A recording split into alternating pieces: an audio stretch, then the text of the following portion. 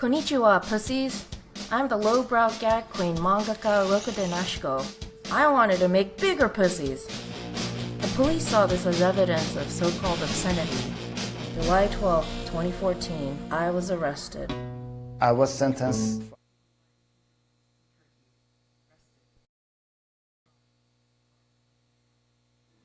Words. In China, censors simply delete the ones they don't like. President Xi Jinping told writers and artists they should work toward promoting party ideology. Nobel laureate Liu Xiaobo penned 7 sentences and is serving 11 years in prison.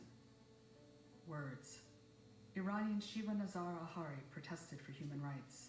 Saudi Arabian Ashraf Fayyad wrote a book of poetry. Konnichiwa, pussies. I'm the lowbrow gag. The Russian government. They're still behind bars. Words. Asked how the government might handle journalists and not stick to the official line, Thailand's Prime Minister, General Prayut Chan-o-cha, used these words. We'll probably just execute them. In Mexico, Pedro Tamayo Rosas, Manuel Torres, Francisco Pacheco, Anabel Flores Salazar, and more than 70 other writers and journalists have been murdered for their words. Words. They're just words, and ideas, and films, and songs, and stories, and research, and internet postings. And PEN's been advocating for them and their authors around the world for almost a century. In countries like Russia, Egypt, Colombia, Bangladesh, and Eritrea.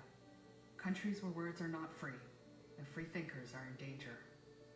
So when the President of the United States calls journalists the enemy of the American people, or says a news organization is going to suffer the consequences, when he puts arts and humanities on the chopping block and denies the meaning of words, it reminds us of other words from other leaders, and leads us to raise the question, can it happen here?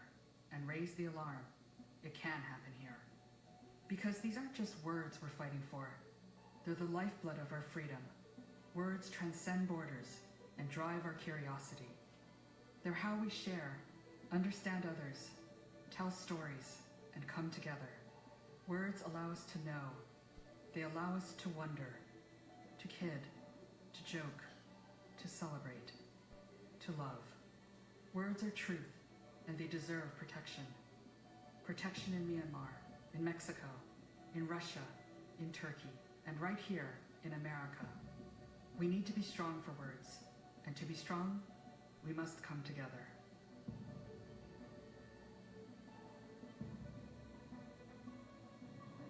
PEN America, louder together.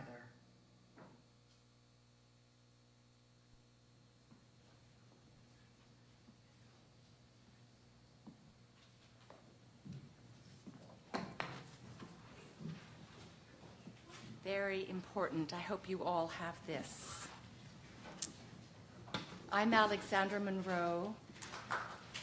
Thank you very much.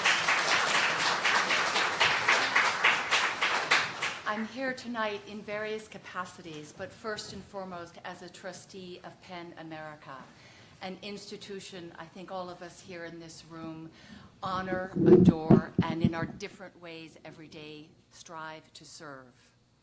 I'm also here as the Guggenheim Senior Curator of Asian Art and organizer, lead curator of the rather contentious show that has just opened, Art in China After 1989, Theater of the World. But thank you for that. Most importantly, I am here as a friend of Ai Weiwei's and Andrew Solomon's. Both, in different ways, are the secret loves of my life. I am pleased to announce a collaboration between the Guggenheim and Ai Weiwei and his partner and filmmaker Wang Feng that will open this Friday, October 13th at the Guggenheim. They have curated a documentary film festival of 20 of some of the most harrowing and excruciating films to watch in the recent history of Chinese documentary filmmaking. This is the primary public program, the only public program that will be held in conjunction with the exhibition running at the Guggenheim. I asked Weiwei early on for advice about how to enter this field, how to think about these problems. He's been an extraordinary mentor and #1 critic of every action I have taken. And I wanted to give him some kind of special place, something influential for this show, and he offered with Wan Feng to curate this documentary film series. And I said, why? And he said, because it's important for people to understand the conditions under which this work has been made. I hope all of you will come to the Guggenheim over the next 10 weeks to witness these films and to witness Weiwei's brilliant work as a documentary film curator on top of all of his other important work. This is the second collaboration between Penn, Guggenheim, and Ai Weiwei. In 2011, as many of you know, we launched the Change.org petition calling for the release of Weiwei when he was detained and arrested on April 8th of 2011. Friends in Beijing at that time called me, emailed me, harassed me, threatened me, saying, you are putting Weiwei's life in greater danger, and you're putting everyone else's life in danger too, including all of the other artists in China, some of whom also are fighting for these same causes. So I basically called Hillary Clinton's desk at the State Department, and I said, do you think we are putting Weiwei's life in danger by launching this very popular, fast-growing petition calling for the release of Ai Weiwei, which drew signatures from people in over 138 countries? I didn't even know we had 138 countries. And she laughed and said, I have never known anyone who wished that world attention had not been brought to their duress. So we went on with our petition. I'm very excited tonight to also announce the launch this very evening of a very important new initiative of Penn's called Artists at Risk Connection, or ARC. It's launching tonight, and it's an online website, and it's the newest initiative of Penn, and its impact on threatened artists promises to be huge and consequential. Artists are critical to our societies. Like Ai Weiwei, the boldest of them are at the front line of testing boundaries, often at risk to their own freedom and even of their own lives. We look to artists for innovation and provocation, to bear witness to humanity and to inhumanity, to articulate critique, and to work with communities to produce change. That also means that these very artists are at another kind of front line. They're at the front line against those who want to obstruct, shut down, or limit their freedom of expression. In 2016, Penn has researched, there were more than 1,000 attacks on artists around the world, more than double the number registered in 2015. While there are campaigns and resolutions in place to protect journalists and human rights defenders, threats to artists get limited international attention. Artists are left often to their own devices, and they try to figure out what sort of help is out there and how, where, and when they can access it. As a response, Pan America has launched the ARC website today. It culminates an intensive and long-term process of building a network with key partners and organizations and researching resources to provide a global hub for artists at risk and the organizations that serve them. ARC needs your help. Please go to the new ARC website and find ways to get involved. You can start writing. We can start right away by writing a note on this beautiful card that Penn will be sure gets to the Turkish writer Zehra Dogan. She's a Turkish journalist and an artist who was sentenced on March 24, 2017 to 2 years and 10 months in prison for making a painting of a Turkish city that had been damaged by state security forces. A painting. Not even a photograph, not even a documentary film, a painting. We know she will find strength and hope in reading your messages to her. It is fitting to launch ARC the very night we celebrate and honor the work of an artist who stands so fiercely for freedom and the rights of individual expression, who has himself been targeted and imprisoned for pushing the boundaries in China's single-party state authoritarian rule. Our speakers tonight hardly need an introduction. We know Weiwei as the world's most famous artist and activist. He is also a curator of some of the most influential shows in the history of Chinese art, an architect of an entire arts neighborhood in eastern Beijing, the first artist, possibly anywhere in the world, to see the internet as a space of free mobilization, as a forum for free expression, especially in China, where such mobilization and constellation convening of a forum was unprecedented in modern Chinese history. When Evan Osnos asked him why he spends 8 hours a day blogging and on Twitter, before the Chinese government, of course, shut down his blog in 2009, Weiwei responded, "It's no different than making art. My stance in life is my art." Robert Burgle, some years later, asked him what advice he has for young artists. Weiwei responded, "Forget about art. Fight for freedom." We are thrilled to welcome Weiwei back to his old hometown, New York. This week, as you know, he opens Fences Are Good Neighbors, a massive citywide, borough-wide series of installations of fences, flagpoles, and other instruments of art that bring attention to the refugee crisis. He also is opening theatrically the documentary film Human Flow that you'll be hearing more about tonight. And also, of course, our documentary film festival at the Guggenheim, a fantastic confluence. Andrew Solomon is also someone who needs absolutely no introduction. In full disclosure, the top honor in my life is to be godmother to his and John's son, George. His honors go on and on, but what they really speak to is a recognition for Andrew's influence and power as today's most transformational public intellectual. He is a writer and lecturer on politics, culture, and psychology, a professor of clinical psychology at Columbia University Medical Center, and the president, as you all know, of this beloved organization, PEN.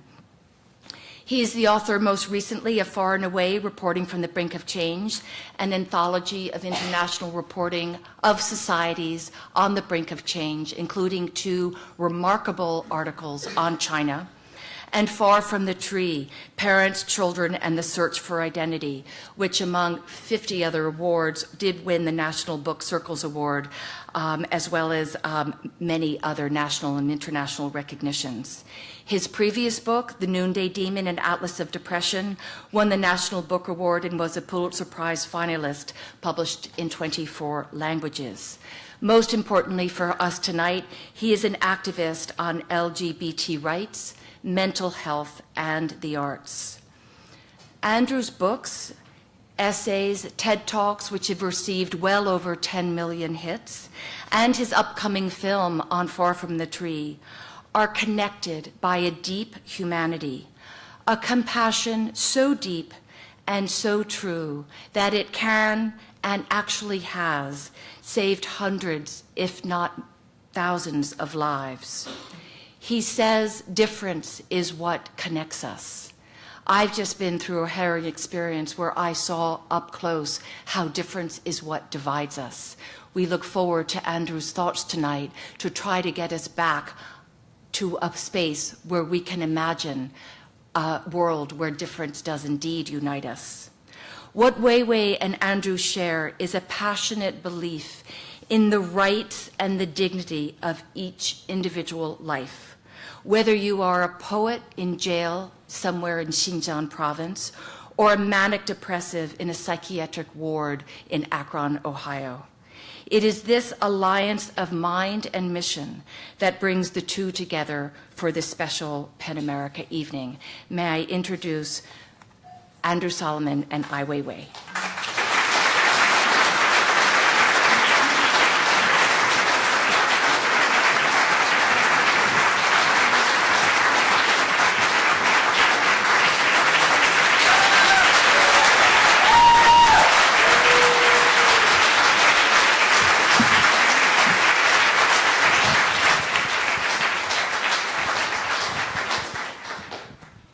Well, the thing about being introduced by Alexandra Monroe is that one hardly need say anything further. It's always such a privilege and an honor. And it's a privilege and an honor for me to sit here with Ai Weiwei. As Alexandra mentioned, I wrote a piece for the New York Times Magazine. I went to China in 1992, persuaded that there must be interesting art happening there, but with no real access to what it was until I arrived. It's hard now in this age of internationalism to remember a time when people here insisted that if what was being made outside of the so-called Western developed world looked like what was being made here, then it was derivative. And if it looked different, then it was provincial. And it took a great shift in consciousness for us to arrive at the international art world that seems so obvious to us today. When I was doing my research in China, Ai Weiwei was in New York, but everyone in China talked about him, and I came home with his number, and I was too overwhelmed, and I didn't dial it. So it's a real privilege, finally, to be sitting here with you. Thank you so much for doing this. Let's, I think I'll begin, if I may, by asking you to comment on the word dissident. I've found in having written a lot about art that came from outside of the, again, so-called Western mainstream, that many artists resist the title of dissident. They say that that somehow trivializes the purity of their artistic expression. Others claim it as a banner, and you, I think, have done more to work through what it means to be both a dissident and an artist, and indeed a dissident artist, than almost anyone else. Tell me how you feel about that word. Well, I guess dissident means a very different sense in different society. I only can speak about what is dissident in this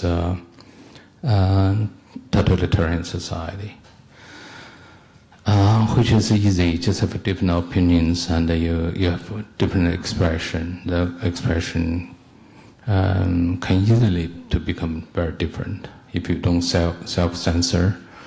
And if you don't recognize that power and you don't see that power have any legitimacy, if you think you have rights to vote or you have rights to write down your ideas or to put on internet, you become a dissident, and it doesn't need too much effort.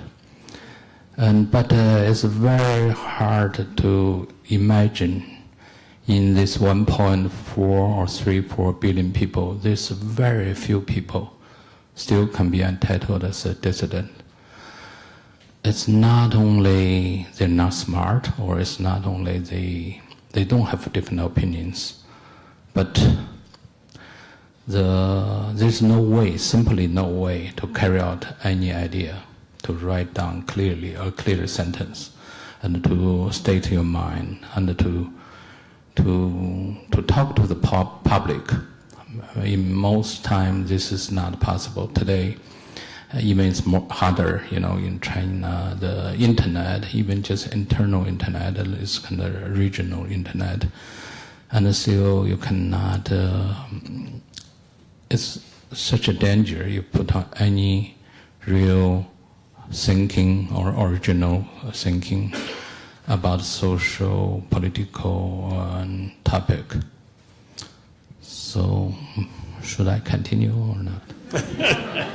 Continue as long as you'd like. It's a great discussion.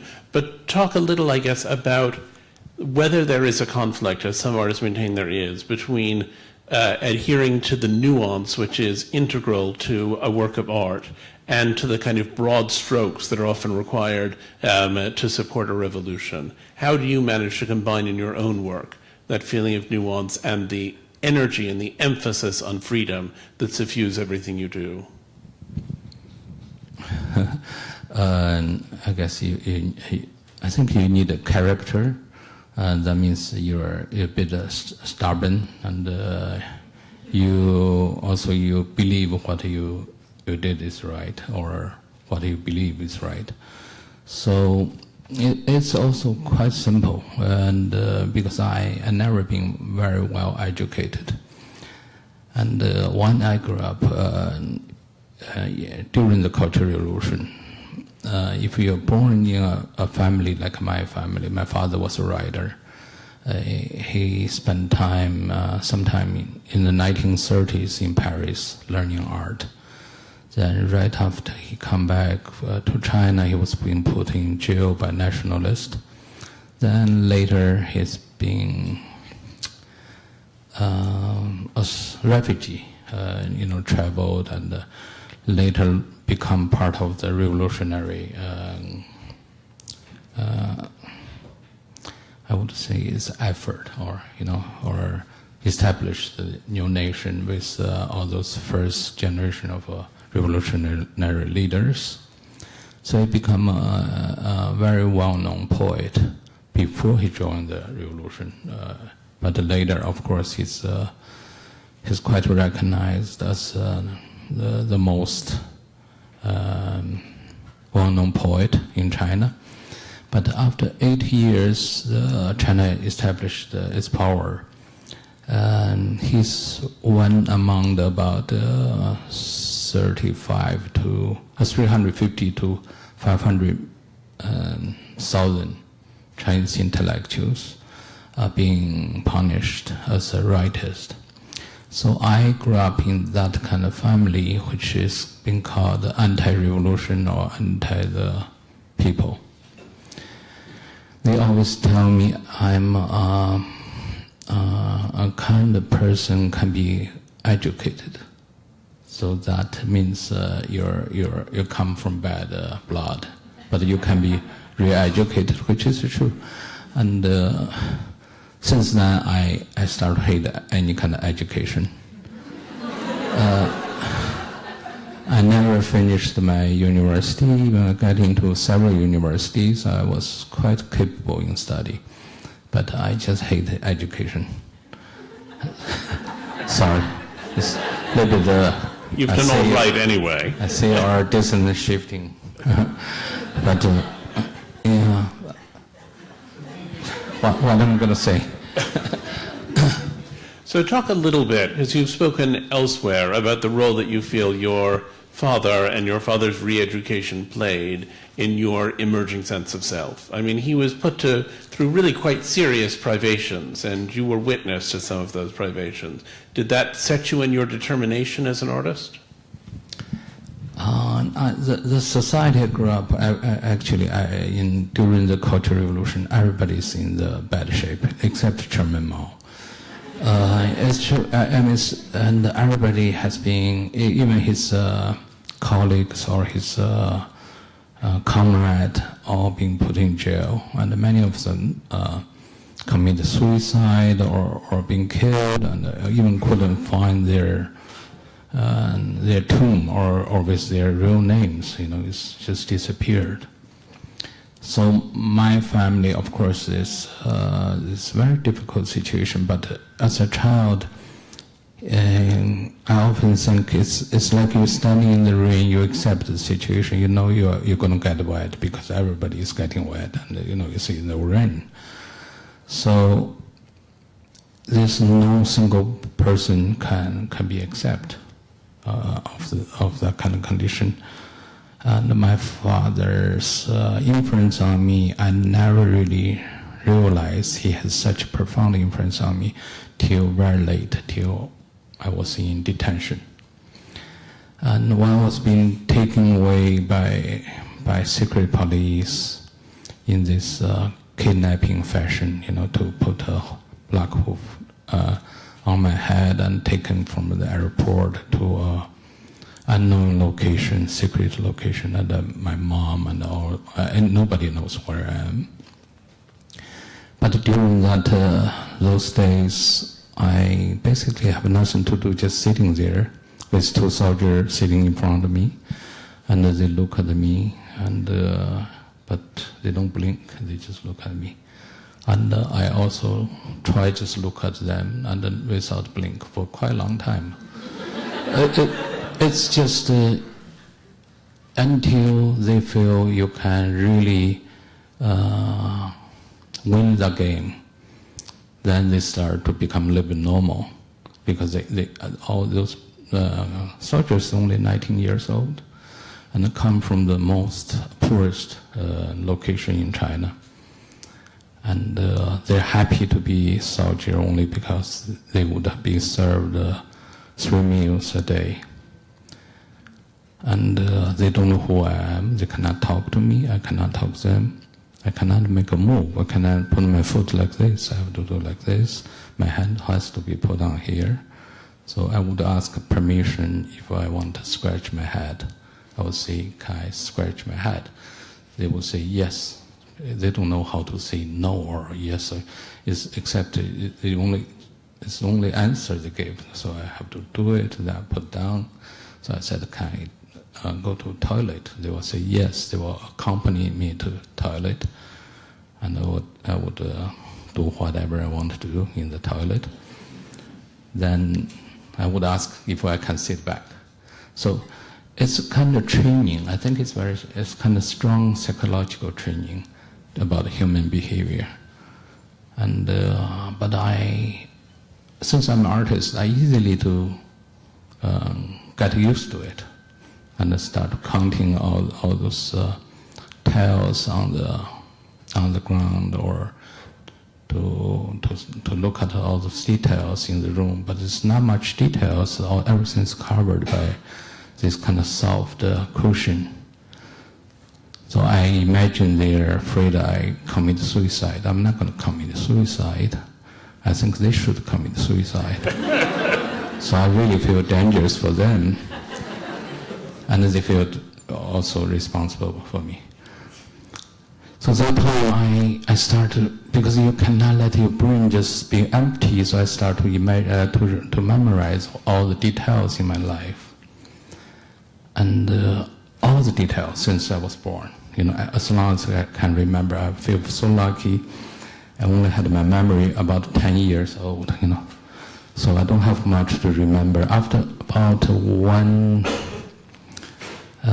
week, I memorized everything which happened to me, every event, whatever I can remember, every person, every location, every incident. Then I feel I have nothing to remember anymore. It's completely empty. So that time, only one thing come to me is I feel sorry. Is I never asked my father about his feeling in his life.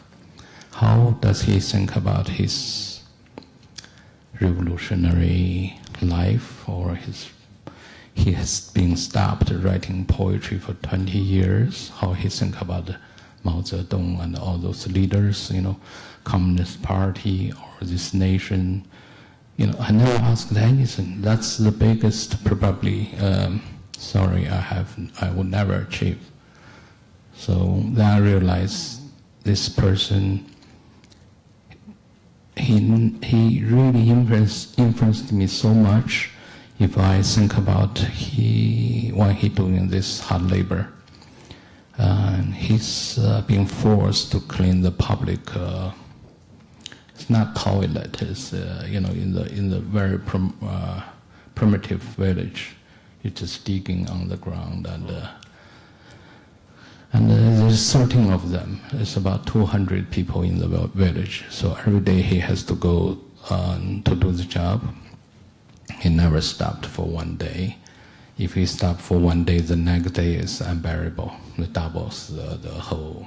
So he said, I cannot rest for 5 years. And I sometimes go with him when he cleans those toilets. I was 10 years old, he's 58. And we're quite apart. But I watch him how he would do it, because those areas you cannot even step in. It's so dirty, and all the flies, and it's not covered. There's no roof there. So he had to first ask if anybody's there, because he has to clean the women's toilet also. There's a lot of liquid in the women's toilet.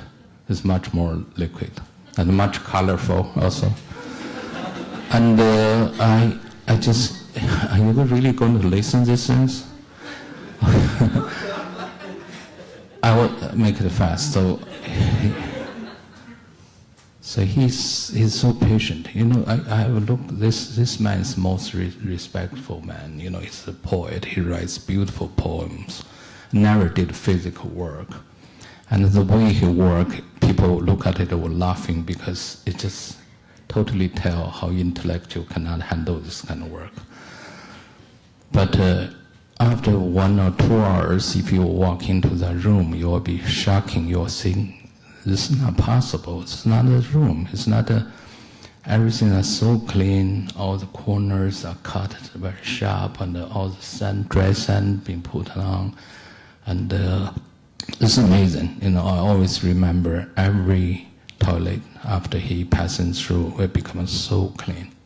It's better than Donald Judd's artwork. It's true, it's nothing comparable. And so I let you talk. I'm sure that if Donald Judd could only hear that comparison, he'd be deeply moved by it. Minimalism has its roots in Asia, and so on and so forth. Tell me, though, about the ability you had that I think your father didn't have, except in your recounting of him, to take the circumstances of being so oppressed and make them an occasion of having an ever larger and more audible voice. I mean, your father was sent off and he wrote poems and they were read only by people who thought he doesn't know how to live in this village. But you took the fact of being imprisoned, and instead of it silencing you as it was intended to do, it amplified your voice. How do you work with oppression to make it so powerful?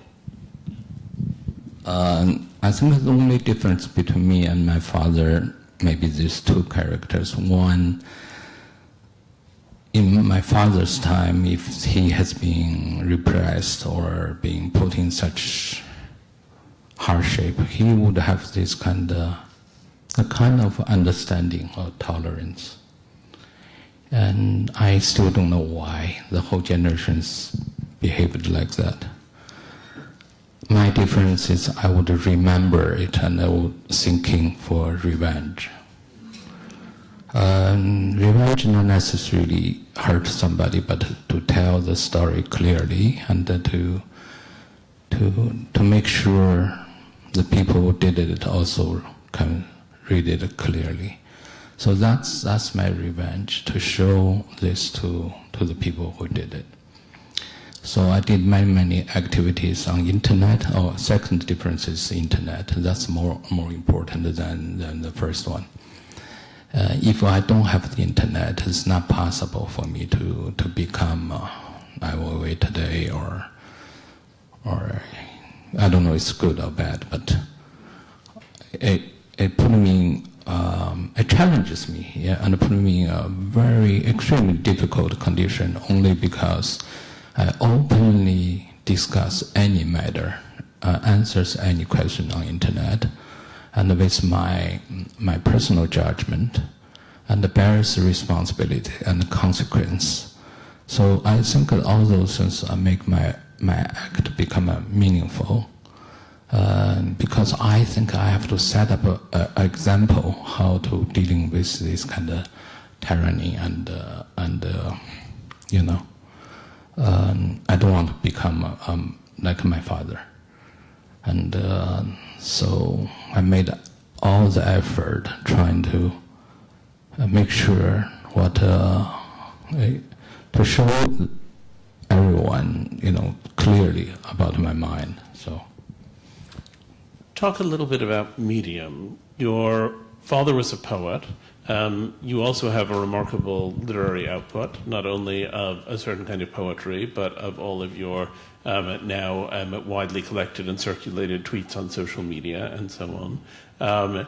You've worked as an artist. In 1992, when I first became aware of your work, it was very much as an artist and not as a writer. Of course, the relationship between the visual arts and language historically has been different in a character-based system than it is in a system that uses the Latin alphabet. But still, you seem to have made that switch back and forth between visual art and text perhaps more agilely. I mean, even Donald Judd, I think, would be quite jealous of the skill with which you've been able to do that. And now you've made a film, which I should say is a remarkable film, Human Flood, that Human Flow, excuse me, that I commend to everyone. And I'll ask more about that in a minute. But talk about media.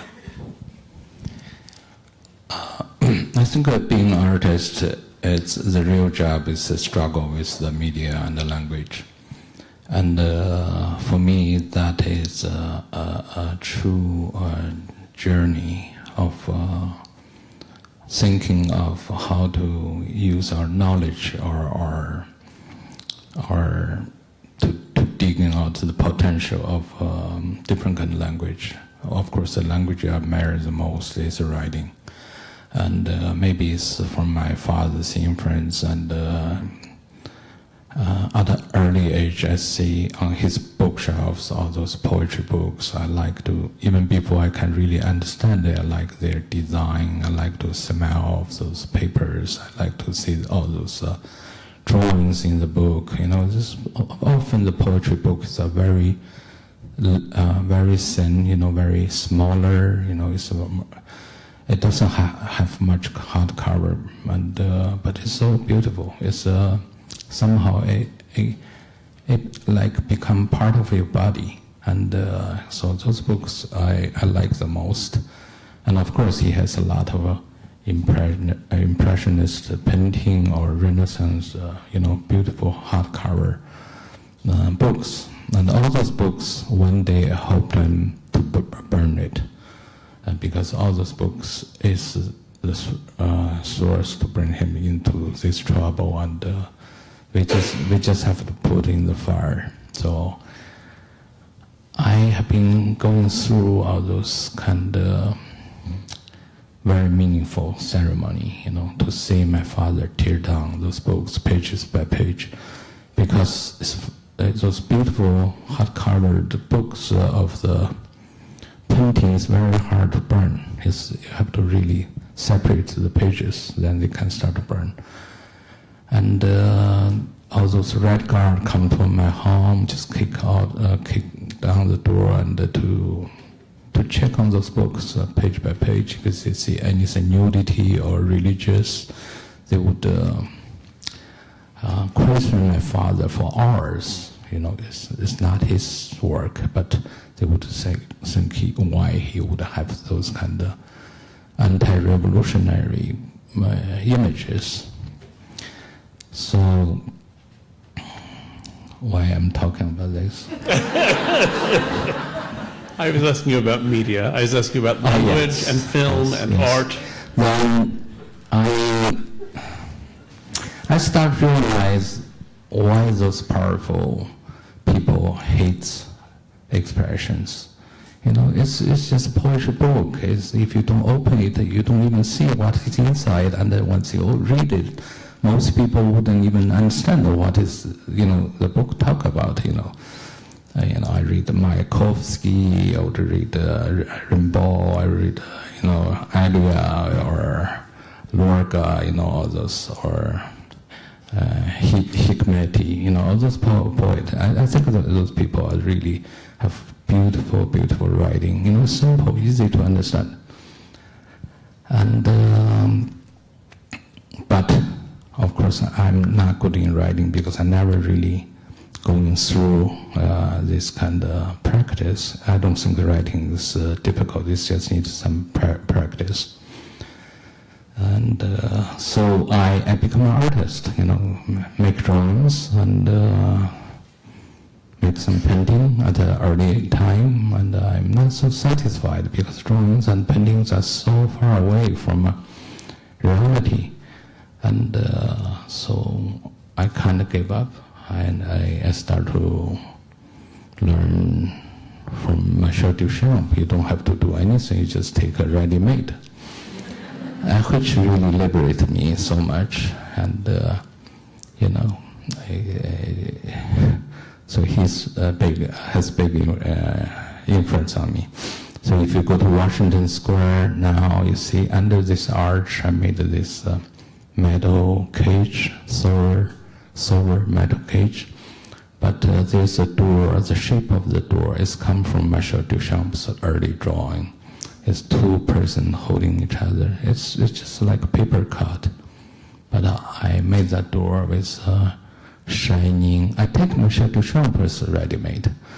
So I think I made a step ahead. But it's in a very good neighborhood in Washington Square. And this square in 1988, we had a big demonstration there. I realized I had photos of that time. So we were demonstrating about a curfew, about those parks, Thompson Square Park, Washington Square Park. And I really enjoy those moments because I take a lot of photographs. I would run to the nearest photo booth to call New York Times to say, hey, I have this photo. They said, just come over, I will pay your taxi. Yeah, I said, okay, I will take taxi, go to their editorial. And they would print out my negative and say, okay, this one I can use, I can pay you, I think $30 or something. I feel so happy. So next morning, I would go to the newsstand, which is St. Mark's, 8th Street and the 2nd Avenue. Very often I will see Woody Allen also standing there waiting for the New York Times to be delivered. So about 3 o'clock or 4 o'clock in the morning, the New York Times paper would come to the stand. They will open the newspaper and I will say, wow, Ai Weiwei, New York Times. My photo is there. And, I was so happy. I said, okay, people told me if you have 3 photos being published, you can get a journalist pass. So that was my dream. But very soon I got many photos published on New York Newsday or New York Post. And I don't think I even needed this journalist pass because it's easy just do it without it. And so when I see this is I always been attracted by certain curiosity or passion, and the media comes along. I never choose a media. It becomes very handy. When you're hungry, maybe you cook some dish, and then and this is a very natural choice. Well, the sorry, I forgot you are still here. The journalism passes do come in handy. Tell me about your own presence in your work. These were photos you were taking of others. And by the way, I should just say, the idea that it was primarily a ready-made that inspired the large architectural, complicated structures that you have now put across New York as part of your new installation for the city. I mean, they may have begun with the ready-made, but quite a lot of labor appears to have gone into them since then. But tell me about your presence in your own work. I mean, you're very famous for your selfies. It's very striking in Human Flow that you are on the one hand simply documenting the fact of how many people are in this terrible migration crisis and where they're stranded and where they're lost and where they're trying to come through. But you also keep materializing and interacting with them, often in a kind of jocular, avuncular way. So tell me about your own presence in your own work.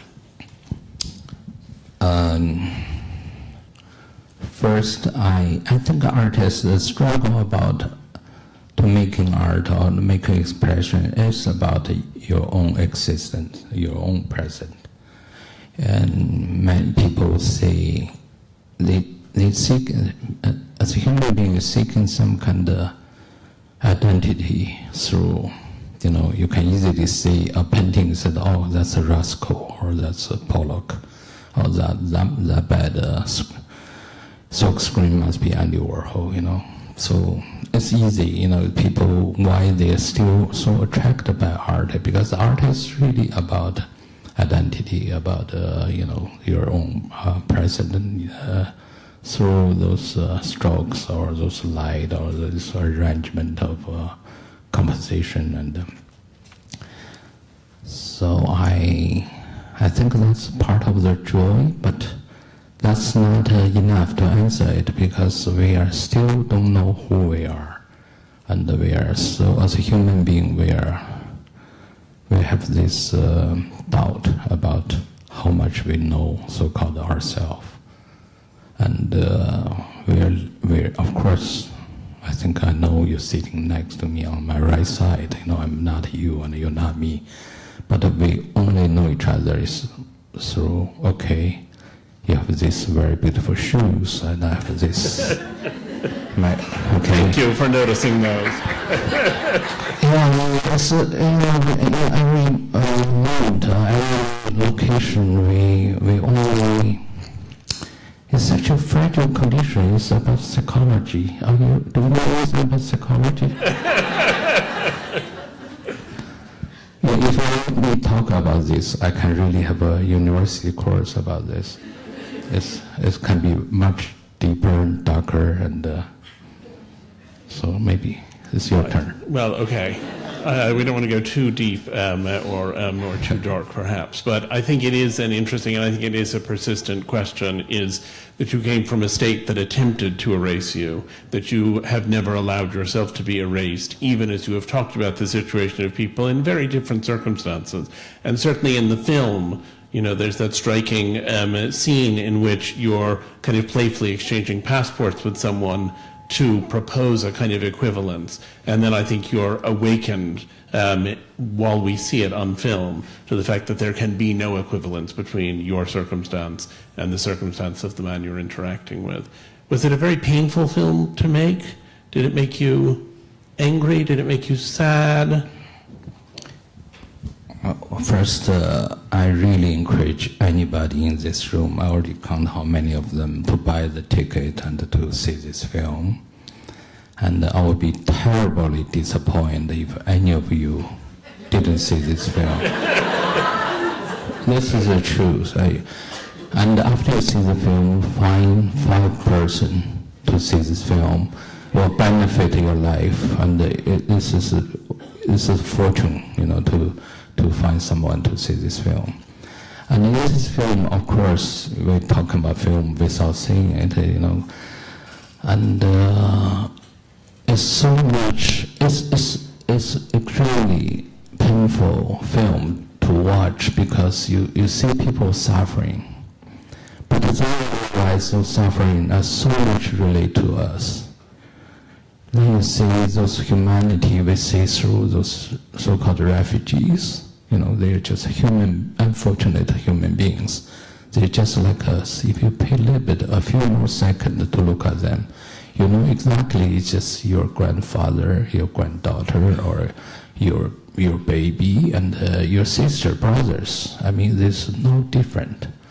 But in today's political situation, in this kind of nationalism, or it's very hard for me to pronounce that word.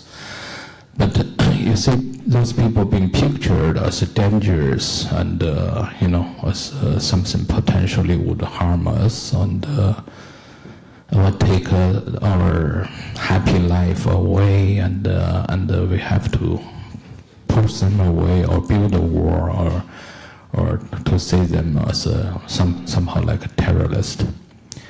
And it went so wrong, and cannot be more wrong than this.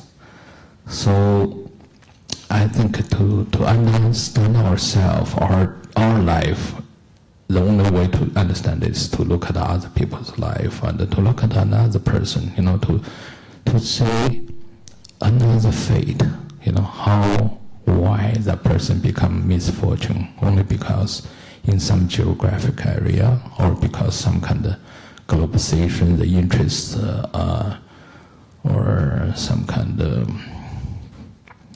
political decisions. So we all have to put ourselves to ask those questions and to see if today, as an individual, we still have the possibility to access our rights. Those rights are born with us. And those rights, if we don't use it, it's completely wasted. because somebody is abusing those rights and to make a lot of people in such a painful condition. So, my husband and I now have a Libyan refugee who's been living with us for the last 18 months, and I took him to see the film, and he wept through it. He really did. So all of you should encourage, not only should you encourage 5 people to see it, you should encourage them to encourage those 5 people to encourage 5 other people to see it. And there can be no such thing as too much exposure. 2 things that I want to ask you about in either order. One of them is your statements that because China is a country without a soul, it is not in fact going to dominate the world, as we are regularly told in our local media that it is. And the other is your assertion that the removal of works from the exhibit of contemporary Chinese or 1989, thank you. 2008. Exactly, to 2008 Chinese art, that the removal of certain works of art is an issue not only of animal rights, but also of human rights. 3 works. Is a violation not only of animal rights, but also of human rights. So tell us more about that. This is 2 questions. Very hard to answer 2 questions mixed. And what is the first one? Let's start with China not being about to take over the world. That'll be reassuring. I think many people just try to imagine, China grows so fast, and with its potential and power, and it may one day just take over the world, and very often people ask that question. I think that's, I think simply there's no such a question, because China is never going to take over the world power. If we talk about the world power, it's not just numbers, but rather humanity. The society has to, 1.3 billion people has to have those people have to be right informed. They cannot be censored. They have to have personality, individuality, and then they can have some creativity. They could have imagination and passion. And if all those things doesn't exist, if the people after 60 some years, 80 years or more, still don't have to, it's not trusted by the power, and never have rights to vote. If the system never build an independent judicial system, never have any media which can be independent, so how can this kind of power contribute to our civilization and to make any kind of meaningful contribution? It's not possible. And they are not willing to make any kind of change. They're not willing to have a discussion or to see, maybe we try a little bit. No, it's absolutely clear. This China doesn't allow to talk about so-called basic values. And of course, as one party control the economy, all the power belong to the party. It's very easy for them to make a move, to make a deal, and to the nations, powerful nations, United States, England, Germany, or French, all those nations, because those nations never met another deal maker can make deals so fast and so big, and so that's why everybody love China and hate China. And I think really they love China, because China really provide the possibility for globalization to really explore those cheap labor, slavery, no human rights, and no freedom of speech. But same times, there's a market there, which the market is built after decades of lacking of any material life. So once it opens, 1.3 billion people, that kind of market can never even be imagined by any business companies in the United States. That's why you see all those big companies today. We love them so much in the West, but they all have unspeakable deals with China. So we all tolerate it because we think that will benefit us. And they treat China as a monster, and it's quite arrogant. And you can never really discuss anything related to human rights. And also Western politicians are trained like this. They said, oh, maybe we shouldn't discuss it. Only when China becomes rich, they will change. Forget about it. US become very rich. You have a president as Trump. You changing? No, you're not changing. You're only changing to become bad. So human rights take each individual to defend. In any generation, you have to defend it. And the freedom is not giving us a gift. There's no way we can just give up our responsibility. Well, you thought. That's about China. So second question. Well, the second question does flow from that one, because it was about the Guggenheim. And really this question of human rights and openness and all of what you've just described as being the reason why China can't be a world power seems to have been fully on display here in our own jolly United States. If I'm here, China cannot be a world power. Just take one person. I will be the judge, so. So it sounds like a Trump, huh? You got fired. Okay. Yeah, and the second question is about works being taken down from Guggenheim Museum.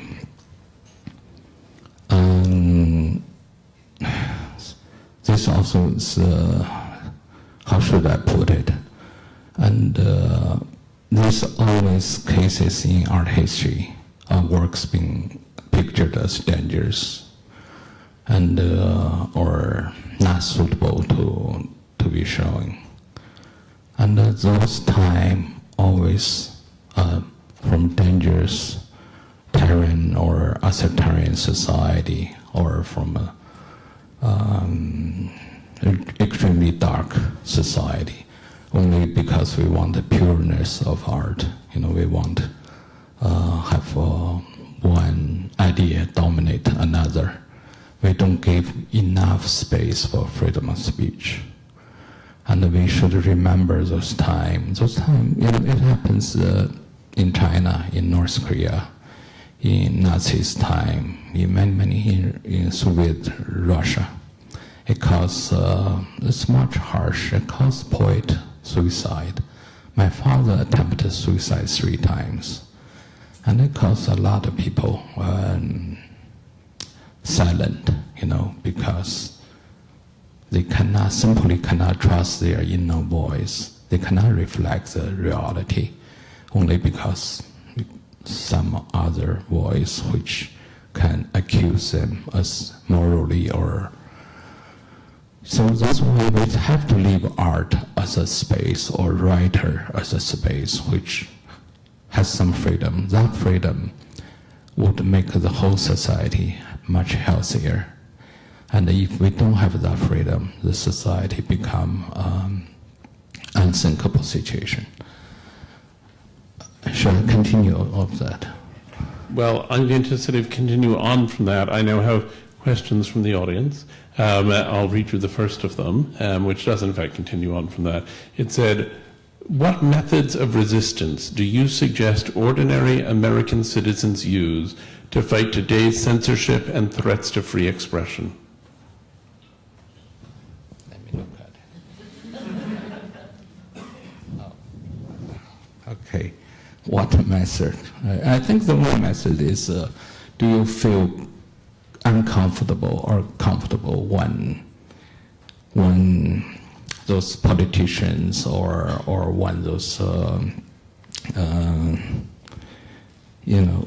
censorship happens? I mean, if you don't feel comfortable about it, then you have to seeking revenge. But the revenge is not so easy. I mean, I talk about revenge. I see so many human rights organizations, and they're really or animal rights organization or whatever rights organization. They're very passionate, but very few of them I would find they have a good language. They very often they don't have a interesting performance or interesting. Very often they don't even have a humor, and they couldn't find the right language. So to fight back, those things it's not so easy. It's not. It's just like not everybody can cook a good dish. It is really, you have to eat enough and to know the difference between different culture or different possibility, and then maybe you can cook. But I think let you talk. No, my talking is all done. I'm only now reading the words from our audience. One Ron wants to know, if you had one goal with all of your current efforts, what is it? And what would success look like?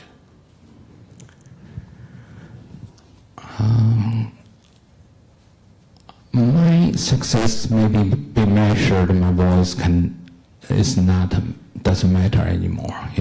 Everybody has their own forms of voice. It doesn't have to listen to another, this Chinese guy to talk. So if you can make me disappear, you succeed, and also I would feel successful. 1, 2, 3. Maybe skip some. What part of your art or activism keeps you from feeling overwhelmed and discouraged? I know so many activists who go to protests or run petition campaigns and go home and spend time depressed. What is the key to endurance and focus for your art and activism? And I have to say, your focus and your ability to sustain this voice is quite astonishing, even to those of us who work in the field. I often surprise myself. I work with a lot of people, maybe sometimes 40, sometimes 1,000 people. I think it's very normal to work with them, but very often I look at them and I see they're terribly tired. So I don't take drugs, and I'm a normal person, and so this is something I cannot explain. You need passion, and then you need a little bit of imagination, but you also need good health. So. Well, good health leads to my favorite of this selection of questions. Here we go. What is your favorite food? It's only about how hungry I am. Very often I would run to McDonald's to have a milkshake or a hamburger, or I know the hamburger is horrible, but I take the French fries. It's really good French fries. It's true. It's my job. I feel ashamed.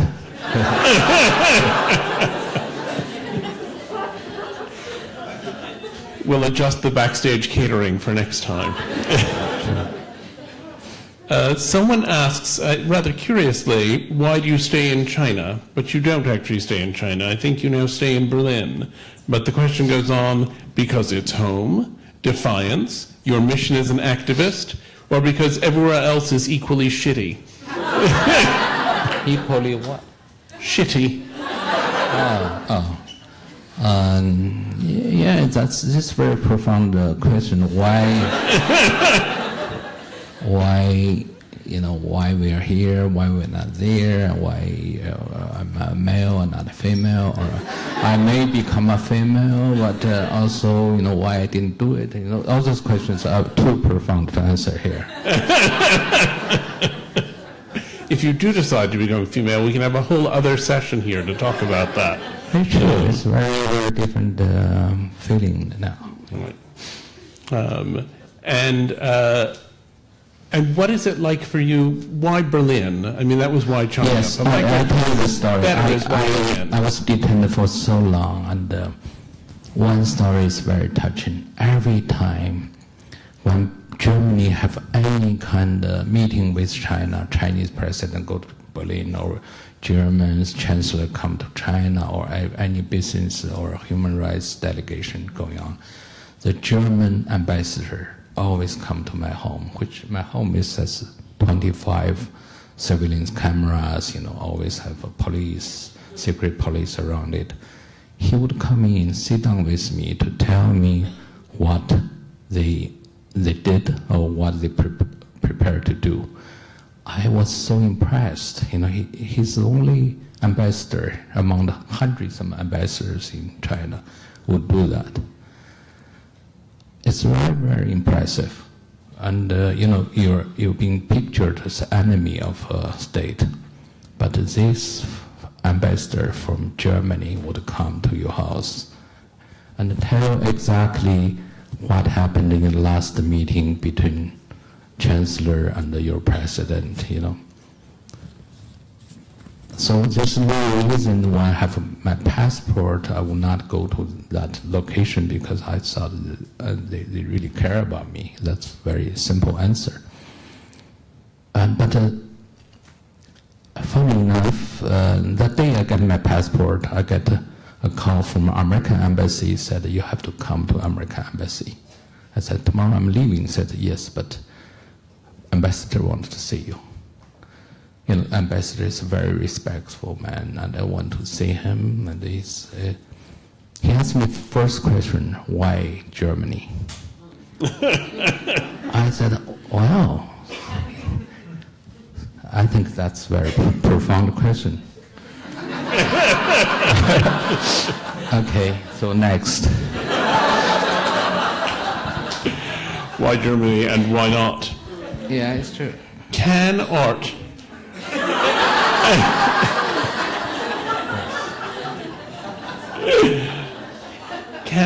and should it try to transcend the political? Yes, I think we're living in a moment anything can transcend anything. Is anything hopeful happening in China now? Something hopeful. The only thing hopeful I can say is they let me out. And it's true. I still cannot figure out why they let me out. I mean, it's such a painful condition to imagine why they let me out. And do you feel in coming out that this is not from one of them, it's just from me, but do you feel like you've become sort of the voice of China in the West? And how is that different from being a voice in China itself? I never think I can represent either Chinese or as Chinese nationality. I am one likes Chinese food, speaks Chinese language, but never been accepted by the society. It's fine. I'm already 60 years old. I don't feel I belong to anywhere. And, there's no sense of home or sense of nationality for me. And which also is fine. And so what's the question? The question is lost and gone. But tell us about the backpacks. Tell us about going to Sichuan. Oh, yes. Tell us about how you and the government first came to be so distinctly at odds.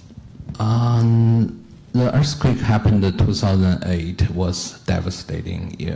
We all know here and there have earthquakes, Mexico earthquakes or Italian earthquakes. Yes, school collapse.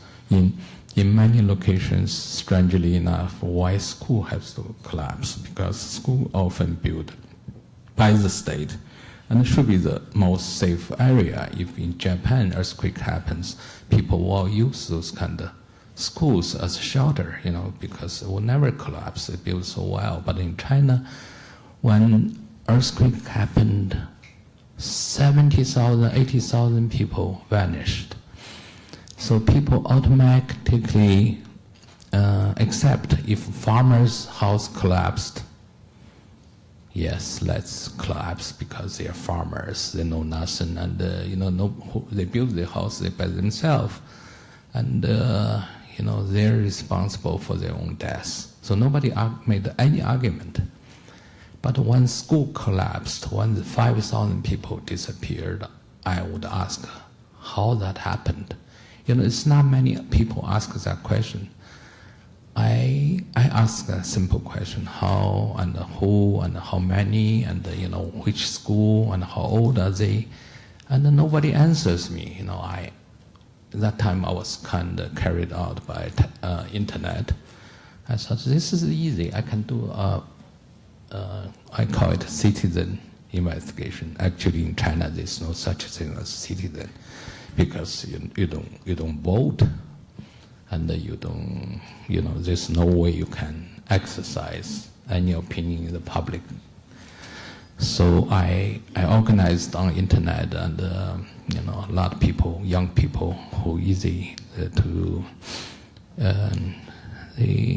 they said they want to join in. So we said let's go to those locations, and found out, of course, it's very remote area, and Sichuan people eat extremely spicy, and also a lot of people don't understand their language. But we managed to go village to village, door to door, find the 5,000 students' name.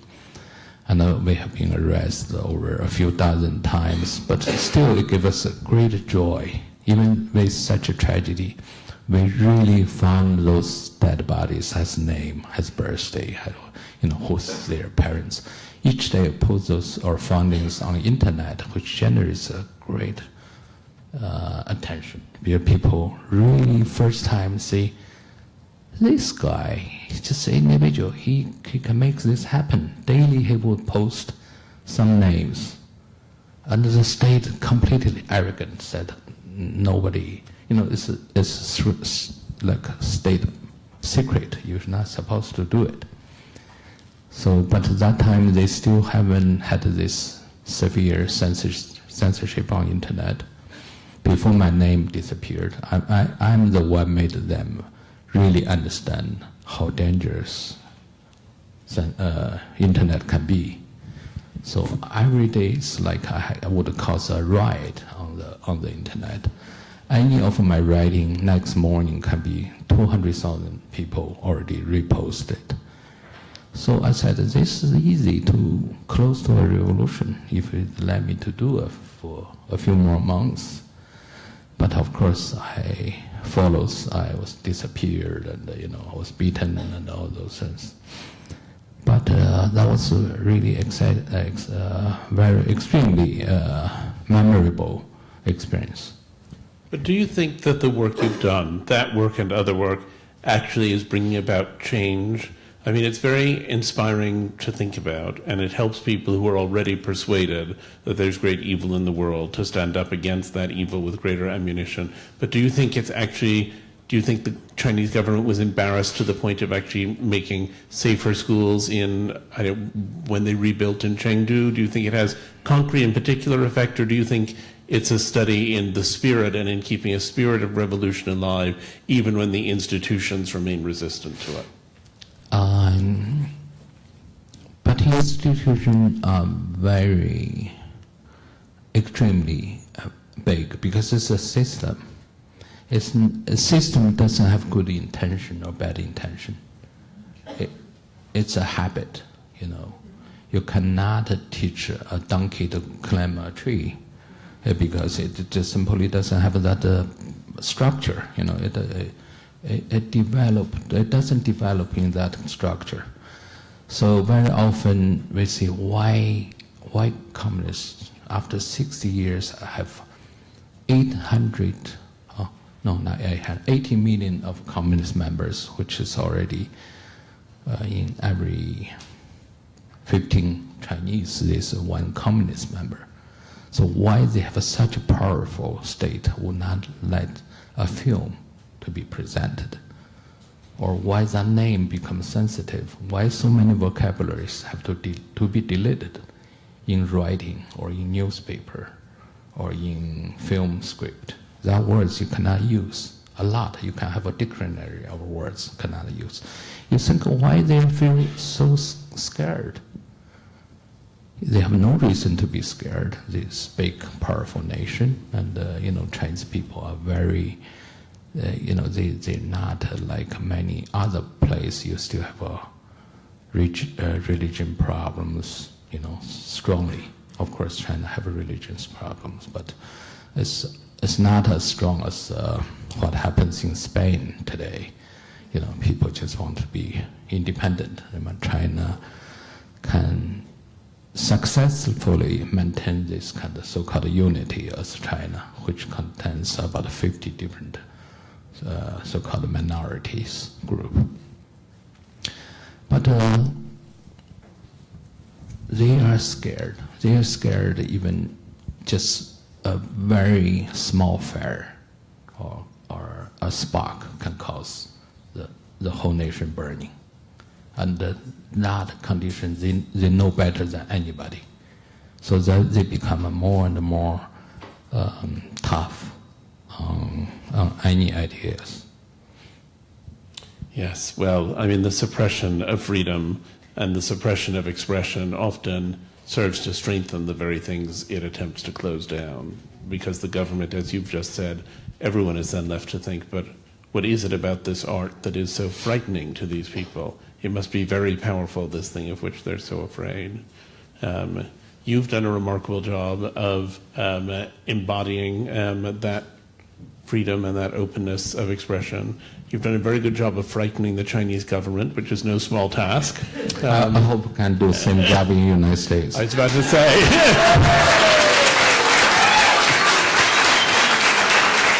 It's not easy. Thank you all very much indeed.